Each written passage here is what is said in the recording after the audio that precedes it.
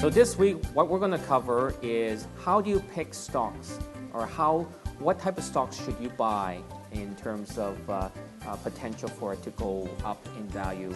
And people always ask me, Mike, give me that tip. You know, what's a good stock that I should be buying right now? And I'll be asking, well, what's your time frame? Well, I want to hold it long term. I want it to go up, double or 100%. You know, at the end of the day, you know, the best stock that you should buy is something that you are familiar with, right? So find a company that you're interested in, and read about the news about the company. Look at the fundamentals of the company. See how they're doing. See is their sales growing? Are there any new products coming out? Is there any news that the company is going to be reporting quite soon?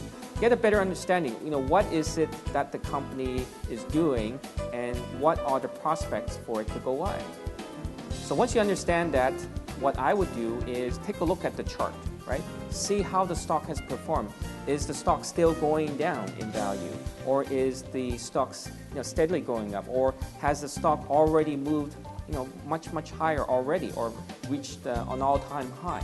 So look to see where that stock price performance is, and determine when you should buy and when you should get in. What I would suggest is if a stock's already moved up too much, wait for it to come back down a bit before you get in. And you sometimes obviously have to be careful is if a stock that you like is still continuing to go down, make sure you have a stop loss in place to protect yourself in case it does go further down. So next week, what we're going to talk about is an interesting concept that investors are very foreign to, but traders are very familiar with, or have been being exposed to, is how do you make money when stocks go down in value?